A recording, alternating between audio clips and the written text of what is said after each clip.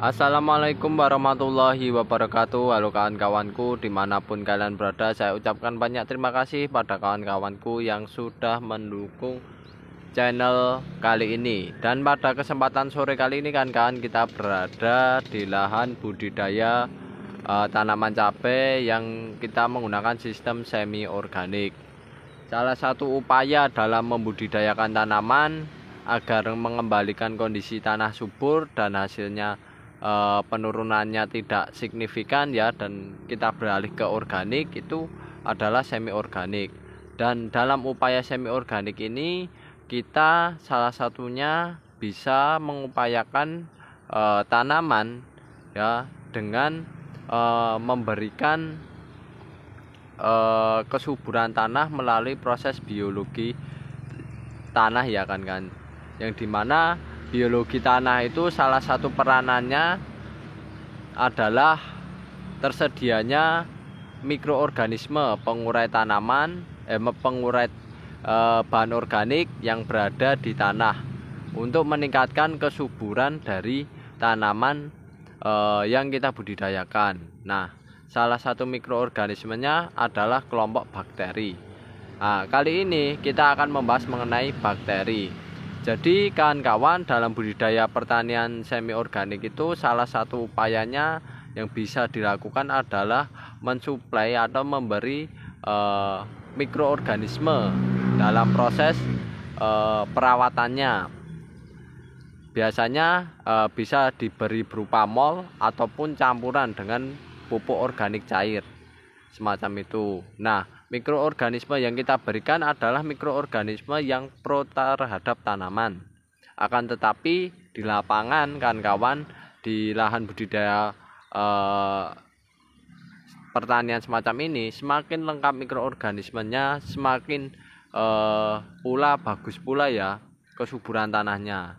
Karena mikroorganisme yang kondisinya seimbang nanti akan menjadikan ya tanah itu semakin subur, dan di sisi lain juga semakin tersedia ya berbagai macam unsur hara yang siap diserap oleh tanaman. Karena mikroorganisme peranannya di tanah salah satunya adalah menguraikan bahan organik untuk menjadi bahan yang siap diserap oleh tanaman ya, seperti nitrogen, fosfor maupun kalium. Nah, kalau untuk bakteri kan kawan ya, kalau untuk kelompok bakteri itu biasanya diberikan di lapangan ketika pemberian pupuk organik cair, atau khusus ya diberikan mikroorganisme lokal, dan itu biasanya dalam bentuk cair, dikocorkan di bagian area perakaran dari tanaman, pangkal tanaman lah ya, lebih enaknya semacam itu.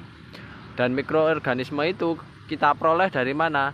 Kita peroleh dari bisa beli di toko pertanian, juga bisa membuatnya sendiri kan kawan.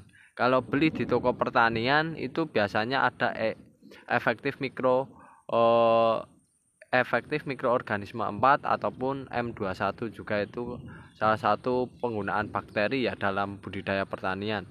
Lalu yang kalau kita memperoleh dari alam itu biasanya kita peroleh dari area perakaran dari tanaman ya. Contohnya tanaman kacang-kacangan. Nah, itu biasanya ada bintil akarnya. Nah, bintil akar tersebut biasanya mengandung berbagai macam mikroorganisme, salah satunya kelompok bakteri, yang dimana itu bisa dipergunakan untuk menunjang budidaya tanaman seperti cabai, sayur-sayuran, dan lain sebagainya. Dan itu biasanya dari area perakaran tanaman diambil, diperbanyak atau dikembangbiakan, baru dipergunakan di lahan budidaya semacam itu kan kawan. Dan itu pun banyak sekali caranya untuk memperoleh mikroorganisme lokal semacam itu. Dan kalau kami yang kita praktekkan ya, kalau saya mempraktekkan di proses budidaya pertanian, biasanya kami membuat pupuk organik cair ya, ditambahkan dengan penggunaan efektif mikroorganisme ya. Cara pembuatannya dilakukan dengan cara fermentasi, karena dengan cara semacam itu saya rasa biayanya jauh lebih murah.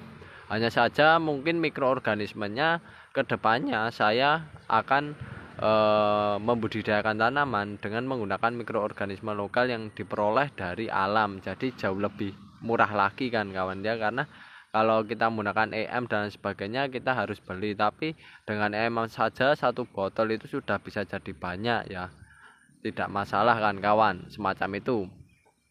Yang jelas kita buat lalu kita kocorkan ke lahan.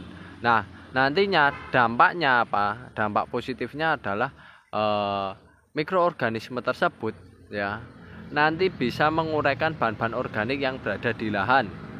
Salah satunya adalah pupuk yang kita berikan pada media tanam, itu nanti akan diuraikan oleh mikroorganisme, dan itu nanti dirubah mikroorganisme menjadi beberapa bahan baku berupa unsur hara yang seperti nitrogen, fosfor, serta kalium.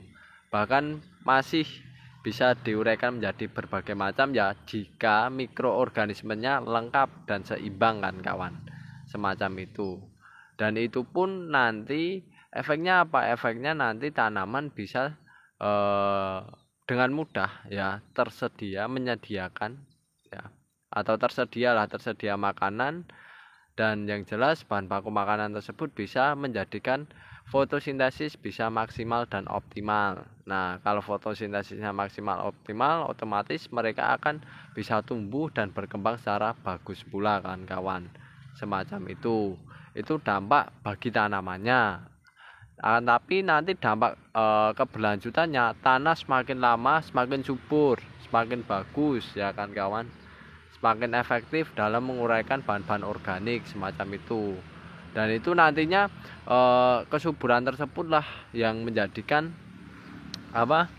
tanah kita bisa selalu produktif ya, menjadikan tanamannya sehat-sehat, kuat-kuat, serta maksimal dalam mereka tumbuh dan berkembang kan kawan, semacam itu. Nah itulah keuntungan jika kita menggunakan mikroorganisme, salah satunya kelompok bakteri ya, dan itu bisa memberikan dampak berupa pertumbuhan tanaman seperti tinggi tanamannya meningkat dengan bagus, daunnya hijau-hijau, nah, semacam itu ya, yang menjadikan tanamannya sehat, serta tanaman bisa produktivitasnya atau hasilnya itu bisa meningkat kan kawan. Nah kalau kawan berminat, silahkan kawan menggunakan bakteri untuk membudidayakan apapun itu tanamannya agar lahan kawan semakin subur. Dan itu menurut saya adalah salah satu investasi yang cukup bagus ya untuk jangka panjang dalam lahan budidaya pertanian, karena semakin lama semakin membaik dan semakin subur. Oke kawan, itu dulu yang bisa saya sampaikan mengenai salah satu pemanfaatan mikroorganisme. Semoga bermanfaat, kurang lebihnya mohon maaf. Terima kasih. Wassalamualaikum warahmatullahi wabarakatuh.